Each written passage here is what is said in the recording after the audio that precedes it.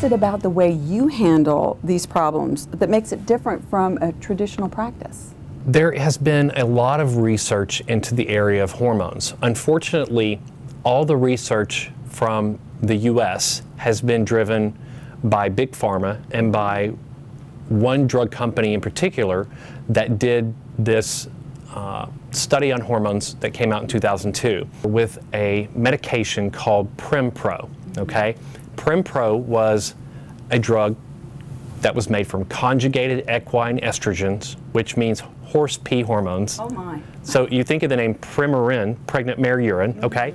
And then Pro, which is the progesterone-like component. It's called a progestin. They were invented for use in birth control pills, okay? So we took these two compounds that the body doesn't recognize fully, we put them together, and we treated women for menopause, all right? The difference is what we're doing now is using what's called a bioidentical or human identical hormone.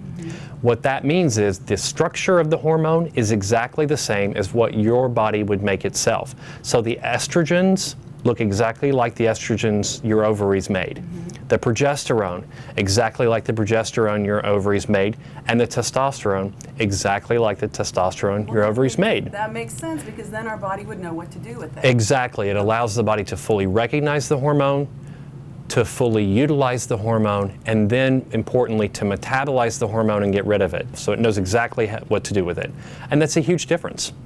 So thinking about safety, I've heard before that hormone replacement could increase my risks of breast cancer. Would you speak to that? Sure.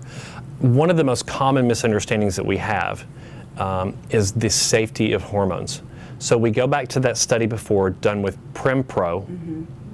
That study was the World Health Initiative study. That study is the one that's been followed through the United States for over 10 years now. And that first piece of data that came out in 2002 said hormone replacement put women at an increased risk for breast cancer, an increased risk for stroke, an increased risk for heart disease, and an increased risk for blood clots. Well, if you think about that, it's kind of a no-brainer. We shouldn't be doing it at all, right? Right. Of course. So here's the part that you don't know. Prempro, like we talked about, is a non-bioidentical. It's not estradiol. It's not progesterone. It's not testosterone. It acts differently. In France, they've done studies that were just on the bioidenticals, specifically estradiol and progesterone. There was one study that came out in 2005 where 54,000 women had been on estradiol and progesterone plus or minus 7 years, okay?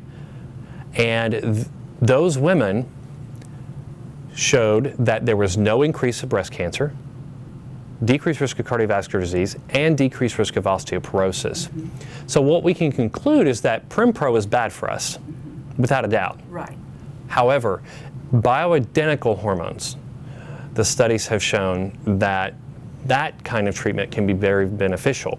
And most importantly for women in America who are so concerned about breast cancer, those studies showed there was no increased risk of breast cancer in those women.